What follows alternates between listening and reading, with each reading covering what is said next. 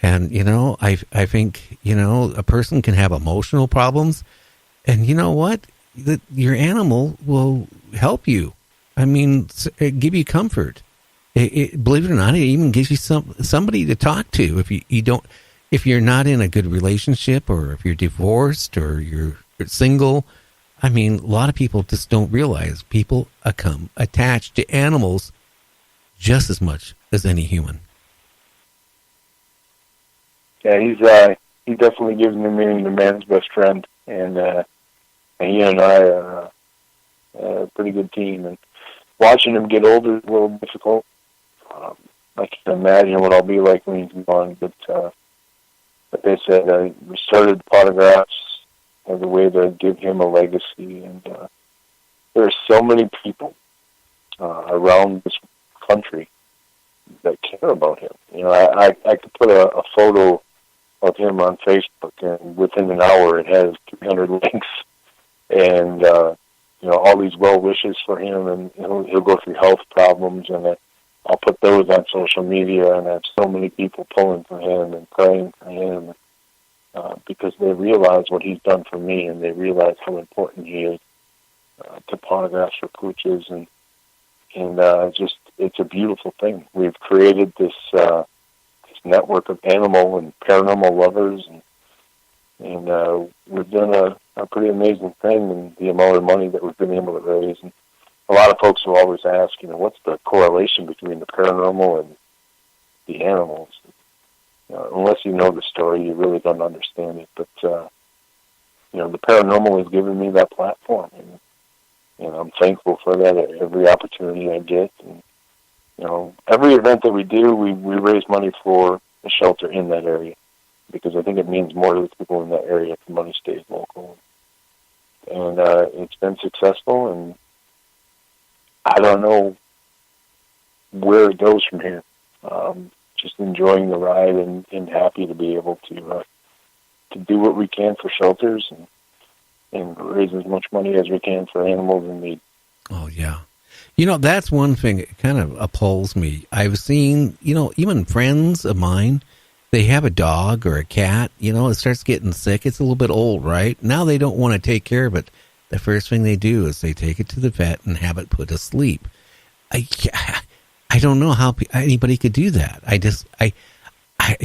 just amazes me how some people think, they don't look at it as a life. I don't know. It's just me. I mean, my dog means just as, I hope my wife don't hear this, but that dog is just as important to me as my wife or one of my kids are. I mean, that there's been times, when I found out I had cancer, I mean, you talked about being suicidal. I mean, when you find out you got the big C, you start thinking, oh my God, my life is over, and I went into a deep depression myself. I hate to say it to, the listeners out here, but I'll be honest with you, I went to bed for 2 weeks and refused to get out of bed. That's how depressed I was. And honestly, I think it was, if not even for my own dog, I probably wouldn't be here. I mean, I think, my dog knew that I was depressed and gave me more attention than it actually normally would and did. And it helped me snap myself back out of it, And if people want to donate, do you have an organization, a way that people could, donate?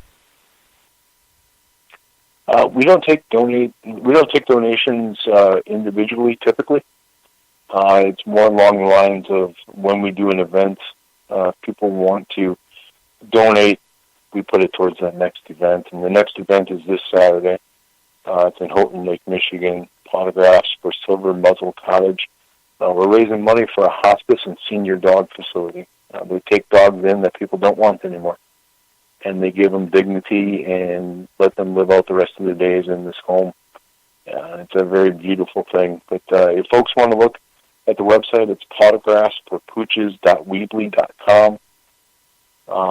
You can contact me on my Facebook page. It's just Tim Miley, Maile. I'll get you information. If you want to donate, we'll let you donate. I'll get you the link to do that. We usually just take donations through PayPal, but it's a rewarding feeling to be able to help, and I'm hoping this weekend that we have another successful event. Well, I do too. I mean, I hate to say it, like I've been saying, I think a lot of people, they look at their animals as throwaways. They really do. They, you know, I hate to say it, on Facebook about a month ago or maybe it was 2 months ago, this person posted up, you know, their dog was getting older. It was blind. So since the dog is blind, you know, and occasionally was having accidents in the house. Well, you know, their philosophy was, okay, well, we're going to take our dog out for the day and take him to the park. He always liked hamburgers, so they bought him a hamburger. They gave him candy. They gave him all this love and affection. And then came around 5 o'clock. They had an appointment at the vet to have him put down. And I was so sad. I was so depressed. I sent a person a nice message what I actually thought of that person, which was kind of not a good thing for me to do because we got in a kind of argument back and forth for a couple of days. But I mean, you know, people, if you take the responsibility of adopting an animal, a dog, cat, you have to understand you're taking the responsibility. And that means just like when you get married for the good, bad, and, you know, and all that sickness and health and all that. Well, you know, it's pretty bad if you just feel like you don't want to take care of changing diapers, or you don't want to take your dog out a few more times a day, or you don't have that accident in your house. I mean, you know, then I don't have much respect for any of my listeners that feel that way. And we had to put a dog down a few years ago, and it wasn't just because it wasn't a convenient thing. She had developed a brain tumor and couldn't function anymore, and it was so sad, and it was one of those things where she was in pain and the quality of life was horrible. And I still question myself to this day, did we make the right decision? I know in my heart that we did, because her quality of life was absolutely horrible, and she couldn't function, couldn't stand, and just it was like constant vertigo, if that makes sense. But I know there are times when people do need to say goodbye to their animal, but there are also times when people give up on their animal far too quickly. Oh yeah, because and that's the sad part, because we had we've actually are a dog family, and you know, we had, you know, like 3 cats which all passed on. We had another dog, Lucky. You know, we had it. It was a lab, a mixture lab, and some other breed, but it survived 14 years, and all of a sudden, you know, it started losing hair. It started having trouble walking. And, you know, it really went downhill, you know, and, you know, my wife mentioned, well, maybe we should take it to the vet. And I go, no. And, you know, I have to be honest, I feel guilty. The last day Lucky lived, he was in pain, and then he passed on. But, I mean, he had, you know, a couple of weeks of, you know, of love, and where he knew he was being loved, and he wasn't in much pain. So, I mean, yeah, I don't feel I have the right myself. That's just my feeling. I don't have the right to end anybody's life or any animal's life. You know, I just don't. And unfortunately, there's some people that don't feel that way. I'm sorry. I know a couple that lived by us that, well, their dog barked all the time and they couldn't take it anymore, so they took it to the vet and had it put to sleep instead of trying to find another loving home for it. Yeah, there's some folks that shouldn't have animals, and you know, and it's one of those things where there are more people out there that are good to their animals than there are bad, but the bad ones eat away at my heart, and it's tough to hear those stories. But yeah, we do what we can, and like I said, this weekend is all about the senior and hospice dog facility, and Kim Scarrett is the name of the lady that runs this place, and as far as I'm concerned, there's a special place in heaven for this woman. She does amazing work with Silver Muzzle Cottage, and just hoping we can do our part in making them a success. Oh, wow. So, hey, listeners out there, look at his Facebook page, and, contact him and see if he maybe can help. This place it takes care of animals or dogs for their final journey. I have a lot of respect for somebody like her and what evidently what she's doing. Hey, Tim, anything else? We're down to just a couple minutes. Anything else you want to talk about before we wrap up the show? No, I think we've covered almost everything, but I just want to get this opportunity to thank you. This has been a great 2 hours, and thank you for the opportunity, and it really has been a pleasure being on the show. Well, I appreciate you being on. Now, somebody just text me. Do you run a podcast or something like once a week?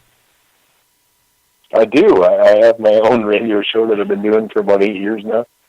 Well, Sunday nights at 8 p.m. Central, and called Fox-Cities-Paranormal Radio, and I use that show to talk to people that normally wouldn't talk to me for an hour on the phone. So I use it as a learning tool, learning opportunity, and trying to make it entertaining at the same time. Okay, go ahead and plug it again for, people can write it down. It's on paramaniaradio.com. It's called Fox Cities Paranormal Radio, and we try to make the show fun and informative. Sunday nights, 8 p.m. Central, so I guess up by you it would be 6 p.m. Pacific. Just trying to have a good time and learn something along the way also. Wow. Hey, Tim, I really enjoyed having you on the show. My endorsement to you doesn't probably mean a lot to you, but I can honestly say from a lot of the different ghost hunting groups and people that run them, you sound very legit and honestly, very caring. Otherwise, you wouldn't be caring about animals. So, I think you're doing it because you really, enjoy it and you really want to get to the bottom of it. Well, I appreciate that. And your endorsement does mean something to me. It's always nice to have somebody in your corner and believe in what you do. So I appreciate that. And like I said, I appreciate the opportunity to come on and talk about what we do. And it's been a real pleasure. Okay, sir. Well, you have a great evening. About 12 o'clock there now? Yeah, it's right around midnight. It's probably time for me to go to bed. But okay. This has been a lot of fun. I really do appreciate it. Thank you. Okay, Tim. You have a great evening. You too. Okay. Night. So what can I say? Boy, I kind of got a little sad there for the last little part. But, I really... love animals. I love dogs. I give them, like I was mentioning, when our decking caught on fire and our dog kept running to our bedroom door, and we couldn't figure out what was going on. And finally, we followed the dog, and it led us right to the sliding door to let us know that our whole decking was on fire. Thank God. Without that dog, we would have lost our whole house. And, I give more credit to animals now than I ever have after that. I realized, people say, oh, he's just a dumb dog. Well, that dog realized. He realized something was wrong. Maybe he didn't know what a fire was, but he definitely knew something was not right, and he let us know. Anyway, hey, the 2 hours went by really, really fast. Tell your friends about Night Dreams Talk Radio. You can contact me if you want to be a guest on the show. If you got something you want to get out in the paranormal, Gary at motorcycletalk@gmail.com, or contact us through the web. You can certainly do that. And tell your friends about Night Dreams Talk Radio. It's very important. We're on all the major webs out there, or not major webs, all the major apps out there. It's very important. On a lot of the apps, you can click like and follow. And we find that out because we use a server, it goes through a company, and then we know how many people are actually enjoying the show. We know how many people are listening out there, which is a lot. And I want to thank you because I remember when I started this journey last September, the first month, I was really depressed. Because, I got back into broadcasting after being out of it for a while. And I got back into it because my friend, Art Bell, called me up and said, hey, come on, I know you're bored. Get back into broadcasting. Get on internet. That's the way of the future. And,